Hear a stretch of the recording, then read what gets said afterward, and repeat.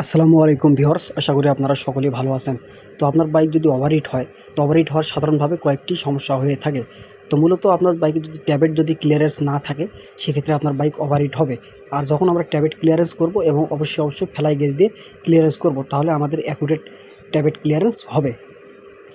তো ২ নম্বর বিষয়, আমাদের বাইক যদি ক্লাচ হয়ে থাকে, মানে ক্লাচটা যদি বেশি টাইট হয়ে থাকে, সেক্ষেত্রেও আমাদের বাইক ওভারহিট হবে। এবং যদি ক্লাচ প্লেট নষ্ট হয়ে যায়, ক্লাচ প্লেট নষ্ট হলে ঘর্ষণ খেয়ে আবার আপনার বাইক ওভারহিট হবে এবং পোড়া একটা গন্ধ বাইর হবে। ৩ নম্বর বিষয়, আমাদের যদি এয়ার ফিল্টার জাম হয়ে যায়, এয়ার ফিল্টার যদি জাম হয়ে যায়, অক্সিজেন কম নেবে, কম নেওয়ার কারণে আমাদের বাইক তেল বেশি খাবে, আপ ডাউন করবে। ৪ নম্বর বিষয় আমাদের হলো, সামনের চাকা এবং পিছনের চাকা যদি জাম থাকে, সেক্ষেত্রেও গাড়িতে ইঞ্জিনের শক্তি বেশি লাগবে, এ কারণে ইঞ্জিন ওভারহিট হয়।